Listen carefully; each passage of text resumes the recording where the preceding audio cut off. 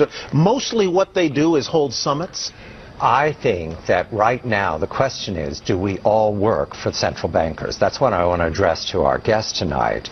Is this global governance at last? Is it one world, the central bankers in charge? Jim Iorio, you say we've got some downside here, a correction in the markets. Fine. But aren't we all just living and dying for what the central banks do? Aren't we all just counting on the fact that there's a Bernanke put and that we won't go any lower than, say, 5% down from here? Well, of course we are, because if we look at the economic data, there's nothing to get excited about in that. So yesterday we saw some reluctance for the Bernanke Fed to expand their balance sheets and pump more money in. But the stock market knows that reluctance is totally different than not willing to do it at all. And that's why we saw oil implode and gold trade off heavily, because they're not a protected class. If the stock market starts trading off in the 10 to 15 to 20% area, the chairman's going to come in and throw some stimulus at it. So to answer your question, we are absolutely slaves to central banks, because we'd love to be slaves of the economy, but the economic numbers continue to do nothing but trend lower. Mr. LeCamp, do we work for the central bankers? We know that.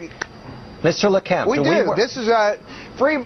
We do. Look, markets are driven by policy now. They're not driven by market forces. They're driven by fiscal cliffs. They're driven by central bank proclamations. They're driven by false rumors coming out of the ECB. Fiat currency that's continually watered down. They continue to water our currency down so the markets go up and we feel good about it.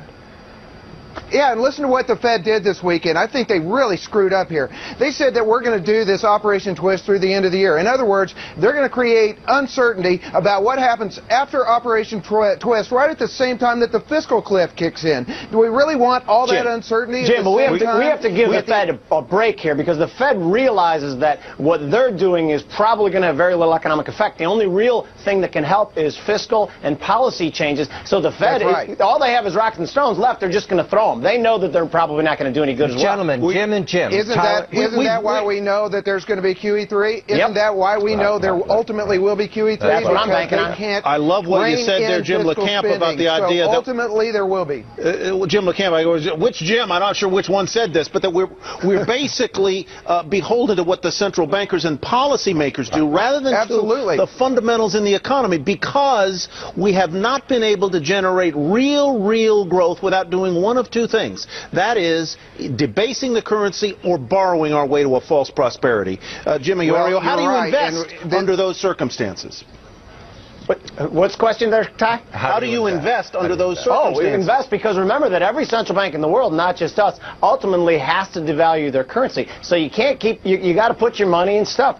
Big cap U.S. with good balance sheets, to me, is the world's tallest midget. Mr. LeCamp, every major country holds gold. That tells me that it's attractive. Is it attractive to you with a watered-down currency?